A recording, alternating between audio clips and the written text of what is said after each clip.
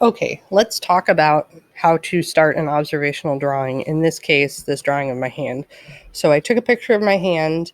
The idea is that it's sign language for the letter J. I know I can't show the movement, but that's the best I could do for the pose. I took the picture with light on it because I wanted to make sure that I saw areas of light and areas of shadow. I cropped the picture. I made sure that it was not super fuzzy or blurry so that way I can see adequate detail to draw. And then I turned it black and white because we're going to do a pencil drawing. So I want to talk about how to get started on this. So I'm going to move this to the side and I'm going to put my paper. Here's one that I actually started. This is by no means done, but this is where I was going with my practice one. But I want to show you like from the beginning. I see lots of students starting their drawing by coming in, looking at their picture, and they're like, all right, I'm going to follow this line for the outside of my hand. And I'm going to come down, and they're like doing like a contour drawing. They're doing like an outside drawing of the hand like that. Now, this is absolutely the way that I would not start with an observational drawing. I start by looking at the volume and the shape of the object I'm drawing. So in this case with the hand, I'm looking at this and I'm trying to break it down into basic shapes. So the fist part of the hand is very much kind of spherical. So I'm going to start by kind of drawing a sphere. Now, this is a little bit tricky because I'm like bumping into the sides here, but that's kind of a basic shape that I've got. And then I kind of look and it's kind of straight or angled here for the side of the hand by the thumb here. Then I go in and I think, okay, this is curved out, and then the arm comes down, and you can see this drawing looks kind of like garbage at the moment. I'm drawing very light. The elementary art teacher phrase is draw light until it's right. Kind of sketching this in.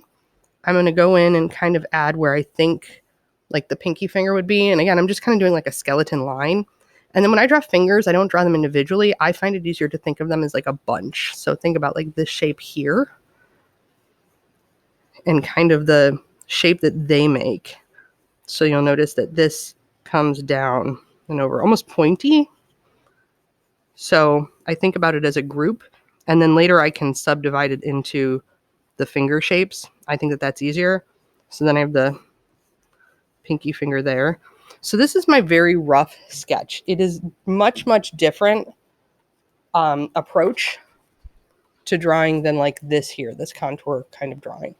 So I like to start with this because it's light and because it's scratchy. I can easily go back and I can erase stuff that's not quite right. I can go back in and darken stuff that I want to fix. So this is where I would kind of start to look at like, what direction does this line go in? And is it perfectly straight? It curves out a little bit right here.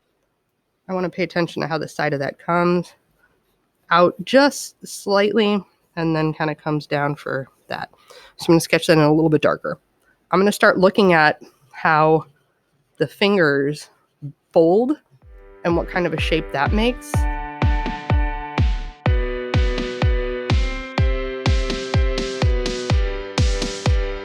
Now I notice that this finger is in front of this one. See how it's kind of overlapping it? So when I get to the next finger, I want to kind of reflect that. It's not as long. This one's the longest. Then this one comes up. So I need to make sure that I end that a little bit earlier. And then this finger is absolutely behind the second one, but the thumb kind of overlaps it too. So I want to make sure that it's a little bit higher, but not much. It's pretty even.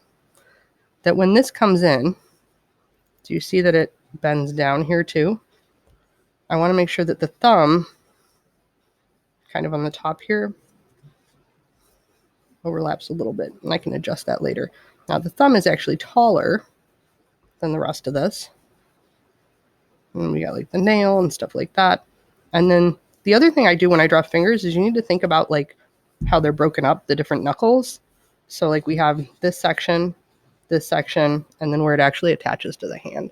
So that's the kind of thing that I look at too. When we start drawing these fingers, we've got this first knuckle here, second, third. So you can start kind of breaking it down. Like this is where it bends. This is where I get that in. This actually folds down.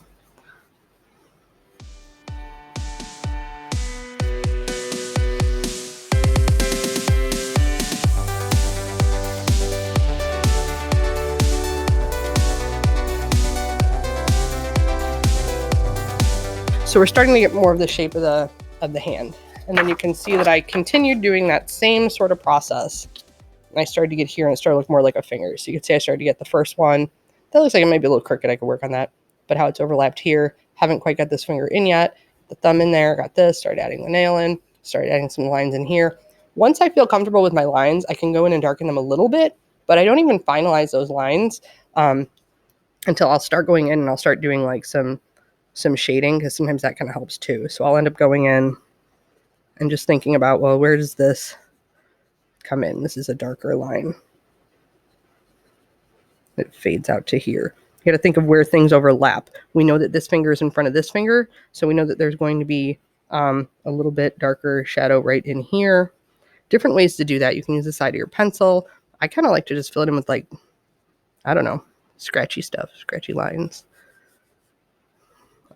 This is kind of a sketchy drawing anyways. If it makes me feel better, I know my nails are dark, so I could like shade those in so those stand out more. So like that, I'm going to start adding in the value and the shading.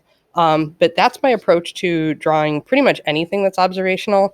Is I like to think about the forms and the shapes it makes and kind of sketch that in first, break it down, and then start gradually working into more and more detail as I go. I do not advise starting with a line and going around, because your proportions will be off and you'll end up finding like this is really big and then this is small and they're not at the right height and stuff. So I think looking at it overall, like kind of taking a step back and kind of sketching out the basic shapes, I think is going to work a lot better for you. So I recommend that approach. Give it a shot.